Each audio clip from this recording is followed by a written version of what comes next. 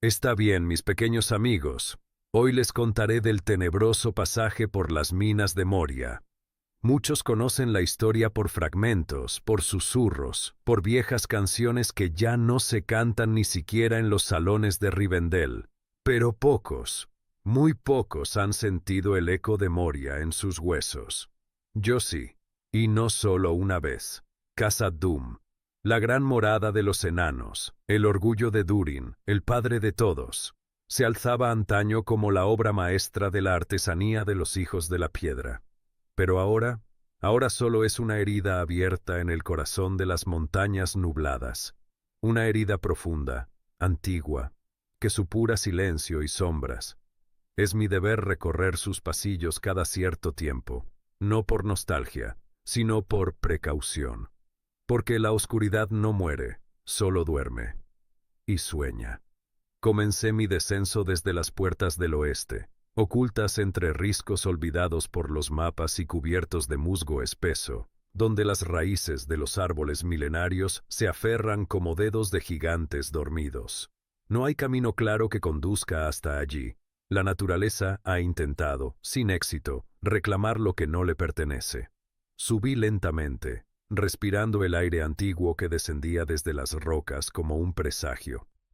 El silencio era total, salvo por el crujido leve de mis pasos sobre la hojarasca húmeda y el canto distante de algún cuervo que parecía observarme desde las alturas, como si supiera a dónde me dirigía. Las puertas del oeste, también llamadas las puertas de Durin, no se revelan a ojos impacientes. Están talladas en la piedra viva, tan perfectamente encajadas que, a simple vista, uno no podría distinguir la línea que separa la montaña de la entrada. Me detuve frente a esa gran muralla gris, manchada por siglos de lluvia, viento y olvido. Pasé la palma de mi mano por su superficie fría. Sentí la vibración sutil de la historia latiendo bajo la roca como el pulso de un corazón que aún, de algún modo, no ha dejado de latir. Allí murmuré las palabras antiguas. Melon, dije en voz baja, como un susurro que se pierde entre las piedras. Y al pronunciar la palabra élfica para amigo, la montaña respondió, no con un estruendo, ni con un rayo de luz, sino con un suspiro, un largo exhalar de siglos contenidos. Las líneas de los grabados comenzaron a brillar con una luz azulada, tenue, como si despertaran de un sueño profundo. La piedra tembló suavemente, se resquebrajó y, con un movimiento lento, casi solemne, se abrió, dejando al descubierto el umbral. Lo que yacía más allá no era oscuridad inmediata, sino algo más inquietante, una penumbra densa, inmóvil, que parecía absorber la luz en lugar de reflejarla. Al penetrar en la montaña, la luz del mundo exterior se extinguió como una vela atrapada en una tormenta silenciosa. Detrás de mí, el aire del exterior era fresco, vibrante, lleno del murmullo del bosque y del cielo abierto. Pero dentro todo cambiaba. Lo primero que sentí fue el aire, más frío, sí, pero también más pesado, como si la montaña respirara lentamente, exhalando memorias que llevaban siglos atrapadas en su interior. El olor era denso, mezcla de humedad antigua, piedra desgastada, hierro oxidado y algo más. Algo como ceniza vieja. Ese aroma me trajo recuerdos de batallas lejanas, de túneles derrumbados, de libros escritos en lenguas que ya no se pronuncian. Caminé con mi báculo en alto. La luz en su extremo parpadeó al principio, como si dudara, como si no quisiera brillar en aquel lugar. Pero con un suspiro firme de mi voz interior, se encendió. No era una luz fuerte, era suave, dorada, apenas suficiente para iluminar unos metros a mi alrededor, suficiente para caminar, suficiente para ver, pero no para disipar las sombras que aguardaban más allá. Las columnas cercanas, inmensas, talladas en la piedra viva, emergían desde el suelo como gigantes en posición de vigilia.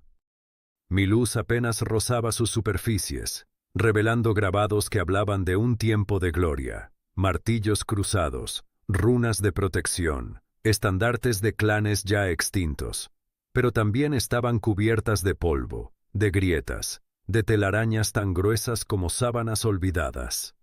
Todo respiraba abandono. Cada paso que daba resonaba en la inmensidad. Pero el sonido no se comportaba como en otros lugares. Aquí no rebotaba con alegría o claridad.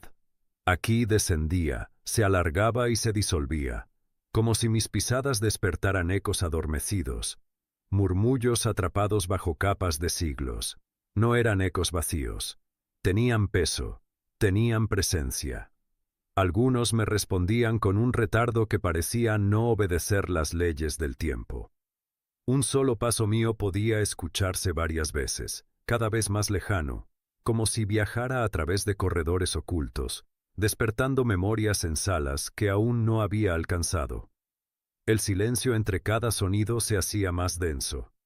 No era ausencia de ruido, era una presencia. El silencio aquí tiene forma, tiene cuerpo. Me envolvía, se pegaba a mi capa, a mi barba, a mi alma. Era el silencio de una tierra que había visto demasiado, que había perdido a sus hijos, que había sido olvidada por el mundo y se había hundido en su propio lamento. Mis dedos, al rozar la pared, sintieron la rugosidad de siglos de erosión, pero también, si uno se detenía lo suficiente, podía sentir el leve cosquilleo de las antiguas runas, como si aún palpitara en ellas una chispa mágica. Me incliné en un momento y pasé la mano por una inscripción. Decía: aquí comenzó el reino bajo la montaña, que la piedra nos sostenga. Era un juramento y una advertencia. A medida que me internaba, noté cómo el mundo exterior comenzaba a desvanecerse en mi mente. Los árboles, el cielo, la luz del sol, todo se volvía un recuerdo difuso. La montaña no solo me rodeaba, me absorbía. Me convertía en parte de su entraña. Un viajero no entra a Moria. Es Moria quien decide si lo permite dentro y si lo deja salir. Continué paso a paso, con la certeza de que, en algún rincón de aquella inmensidad pétrea, algo ya sabía que yo estaba allí. Los primeros corredores estaban cubiertos de polvo, ceniza fina y fragmentos de hueso que crujían bajo mis pies. Aún quedaban señales de la última batalla. Espadas oxidadas, escudos rotos, flechas negras incrustadas en la piedra. El tiempo no borra el horror, solo lo cubre con silencio. Avancé hacia la galería del este, donde antes trabajaban cientos de artesanos. Hoy es una tumba de herramientas abandonadas. Allí me detuve. Escuché, y lo escuché.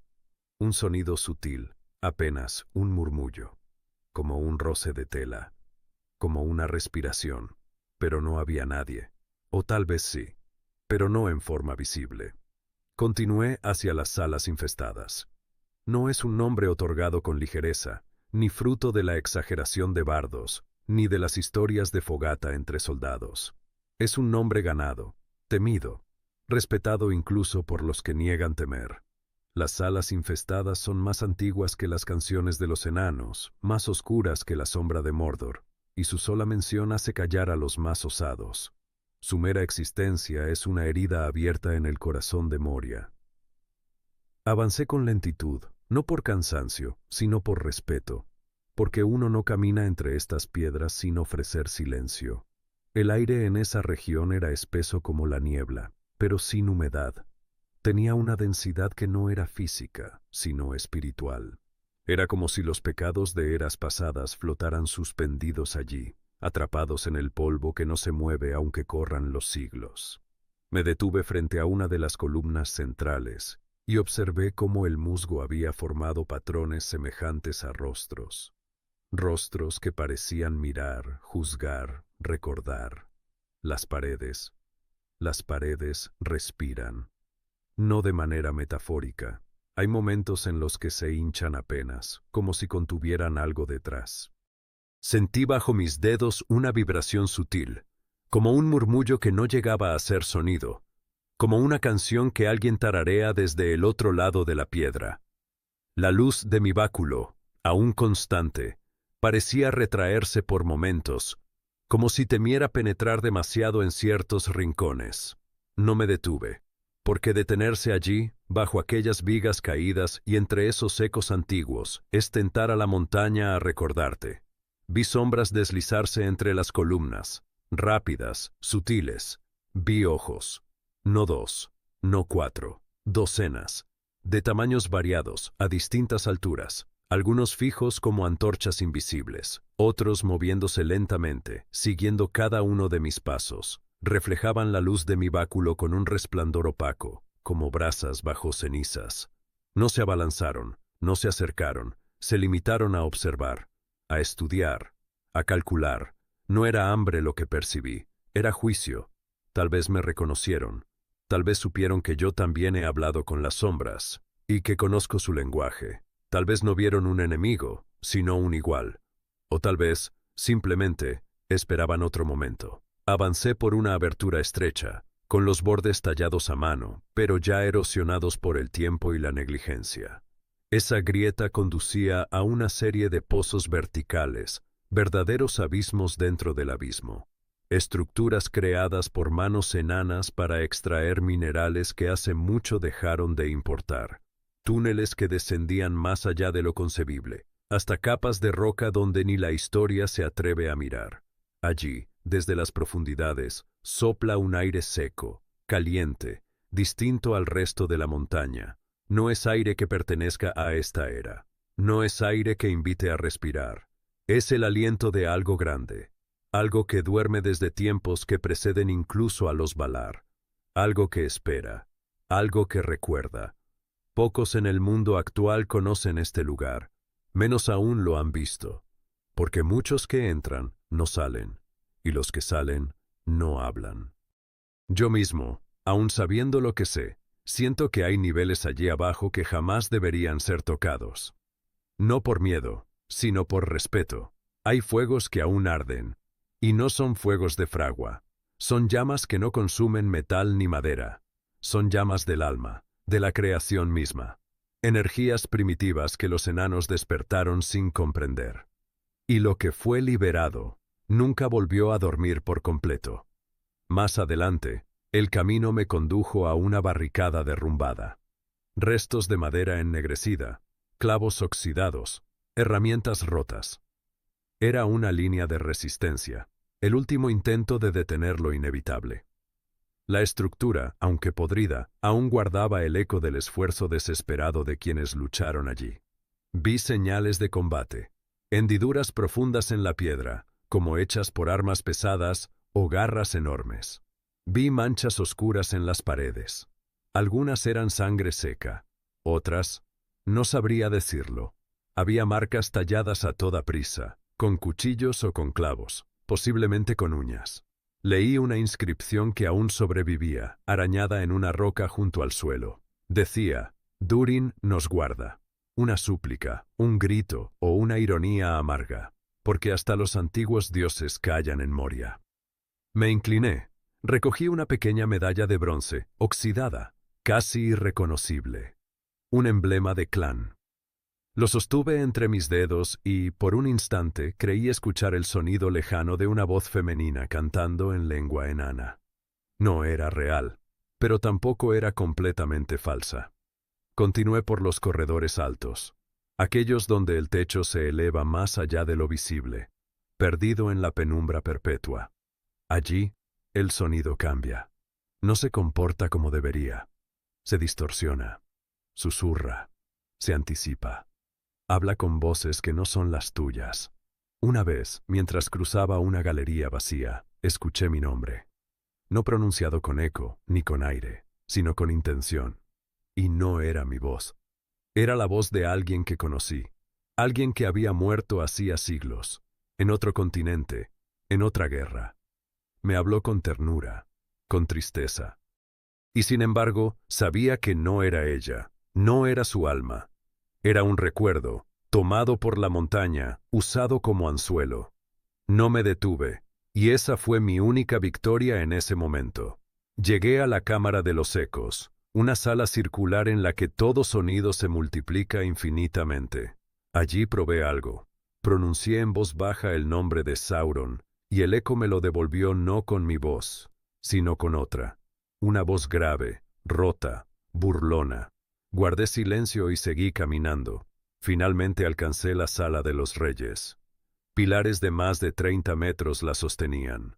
Rostros enanos, tallados con precisión milenaria, parecían observarme con juicio y tristeza.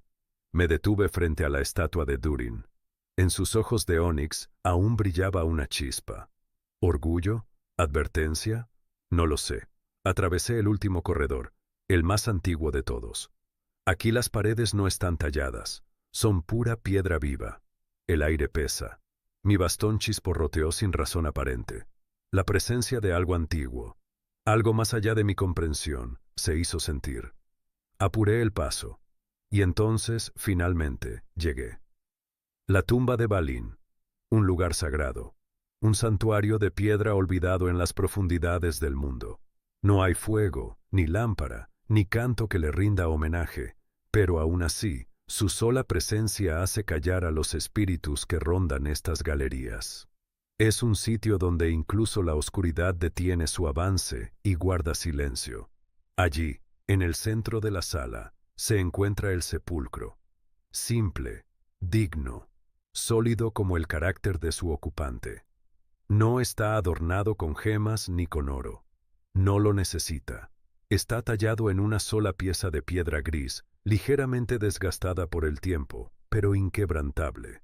Alrededor columnas rotas y bancos vacíos, testigos mudos de batallas pasadas, de oraciones que ya no se pronuncian. Las runas siguen intactas, nítidas, firmes, como si las hubiesen grabado ayer. Balin, hijo de Fundin, señor de Moria. Y al leerlas, el aire pareció detenerse. Me incliné ante él.